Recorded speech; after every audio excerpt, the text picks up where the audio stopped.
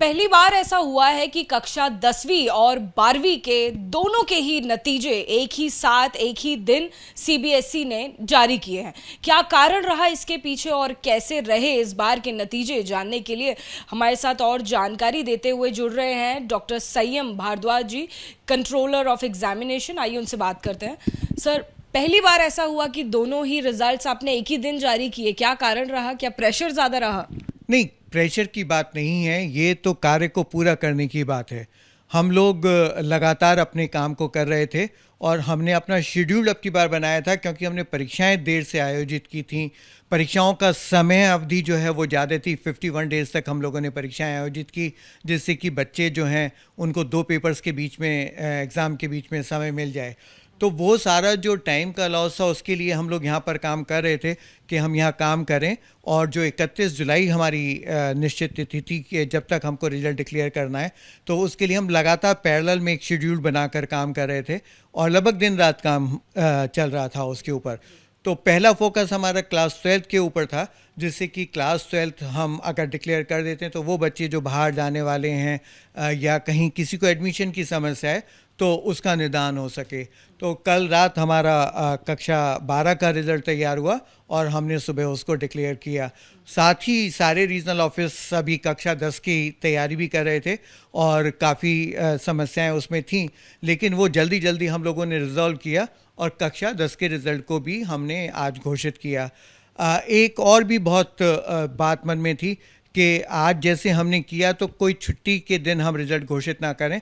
हमारे अध्यापकों ने बहुत लंबे समय तक अपनी सेवाएं जो हैं कोविड पीरियड में स्कूल आकर दी हैं, तो था कि उनकी छुट्टी ख़राब ना हो और वो छुट्टी को ठीक से एंजॉय करें, और बच्चे भी अपना काम जो है, जब रिज़ल्ट निकालना ही है तो जो मंडे तक अभी हमने डिसाइड किया था उसको हम आज निकाल पाए।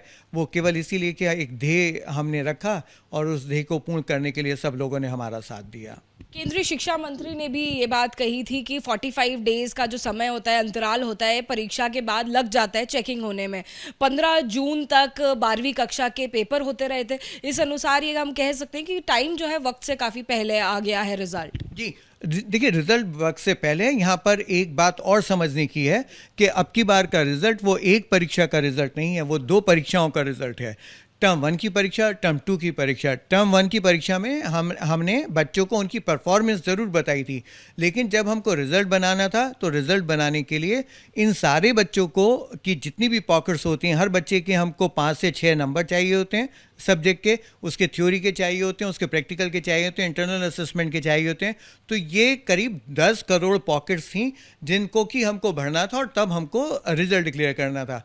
इसके अलावा बहुत सारे बच्चे ऐसे थे जो किसी को टर्म 1 में कोविड हुआ, किसी को टर्म 2 में कोविड हुआ, कोई टर्म 1 में क्वारंटाइन पर था, कोई टर्म 2 में क्वारंटाइन पे था, कुछ बच्चे नेशनल इंटरनेशनल स्पोर्ट्स में टर्म 1 में थे, कोई टर्म 2 में थे। तो ये जो सारे इस तरीके के विविध तरीके के जो केसेस थे, उन सबको भी इंटरनली और एक एक कर कर हमको सबको देखना था। तो ये सारे केसेस को एक एक कर कर देखा गया और उनका रिजल्ट भी हम लोगों ने घोषित किया एक नीति के तहत। तो ये पूरा समय इतना लगना स्वाभाविक था और ये बहुत कम समय है जिसमें कि इस रिजल्ट को पूरा किया गया। सर, 30-70 का रेशियो रखा गया आपकी तरफ से। टर्म 1 को 30 दिया गया है, टर्म 2 को 70 दिया गया है। क्या कुछ चीज़ें ध्यान में रखकर ऐसा डिसाइड किया गया है? प्रैक्टिकल्स को 50-50 का रेशियो दिया गया है। क्या कुछ और जानकारी है सर इस मामले में? देखिए, पहली बार कोविड की वजह से हमने 2 टर्म में परीक्षाएं आयोजित कराई। टर्म 1 की परीक्षा का जब निर्णय लिया और जब परीक्षाएं आयोजित हुई, बहुत समय नहीं था, स्कूल भी नहीं खुले थे, बच्चे स्कूल नहीं जा पा रहे थे, उनकी ऑनलाइन क्लासेस चल रही थी। क्योंकि हमको एक कोई रियलिस्टिक डाटा चाहिए था, इसलिए हम लोगों ने कहा कि ठीक है, हम जो है टर्म 1 की परीक्षा ऑब्जेक्टिव टाइप के सहारे करा देते हैं। तो उस मेथड से हमने टर्म 1 की परीक्षा का आयोजन तो किया, लेकिन टर्म 1 के लिए जो ऑब्जेक्टिव परीक्षाएं थी, बच्चे बहुत ज़्यादा उस पर प्रैक्टिस नहीं कर पाए थे। वहाँ पर बाइनरी मार्किंग स्कीम थी, या तो पूरे मार्क्स मिलेंगे या 0 मिलेगा। तो ऐसे में जब हमारी अगर कहीं जो नॉर्मल हमारे क्वेश्चन पेपर्स होते हैं या परीक्षाएं होती हैं, अगर उसमें 3 पार्ट में 3 स्टेप में बच्चे को कोई रिप्लाई देना है और 2 गलत हों और 1 सही हो, तो वहाँ 1 नंबर मिलता है, 0 नहीं मिलता। तो उसमें बच्चे को मार्क्स ज़रूर मिलते हैं, जबकि टर्म 1 में ऑब्जेक्टिव टाइप में ऐसा नहीं था। तो इसलिए ये प्रयास किए गए कि टर्म 1 में जो बच्चों की परफॉर्मेंस है, क्योंकि वो एक टेक्निकल प्रॉब्लम है, तो वहाँ पर उसको कम रखा जाए, और टर्म 2 जो कि नॉर्मल है, हर साल जिस तरीके से परीक्षाएं होती हैं, तो इसलिए उसको वेटेज ज़्यादा दी जाए और तब बच्चों का रिजल्ट घोषित किया जाए।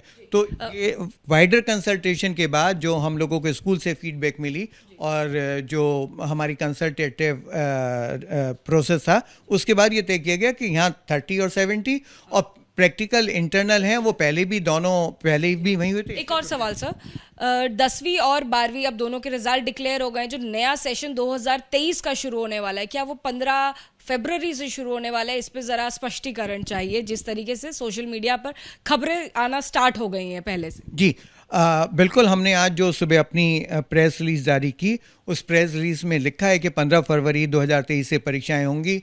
हम चाहते हैं कि हमारे बच्चों को जो नेक्स्ट ईयर परीक्षा में बैठेंगे, क्योंकि वो नॉर्मल परीक्षा होगी, उनको पहले से ये पता हो कि कब से परीक्षाएं होंगी, तो वो अपनी तैयारी उसी तरीके से करेंगे, स्कूल उसी तरीके से संचालित होंगे।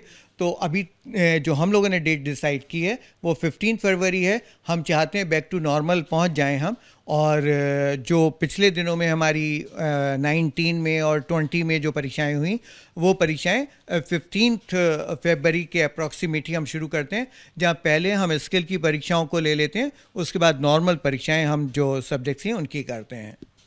सर, पासिंग परसेंटेज 10th और 12th दोनों का अगर हम कंपेयर करें पिछले साल के मुकाबले, जब कोविड के कारण परीक्षाएं नहीं हो पाई थी, कैसा रहा है सर इस बार? देखिए, अगर हम कहीं इसको कंपेयर करें तो पिछले 3 साल होते हैं 19, 20, 21 और 22।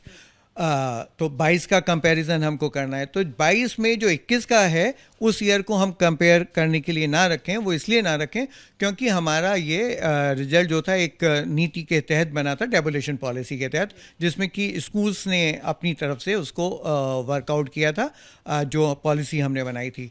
तो अगर हम इसको कंपेयर करते हैं 2020 के साथ, जो कि बहुत ही रीज़नेबल है, तो उसके कंपैरिजन में बच्चों ने मेहनत की है, और बच्चों का जो परफॉर्मेंस है वो दोनों ही कक्षाओं में, कक्षा 10 की बात हो या कक्षा 12 की बात हो, इम्प्रूव हुआ है।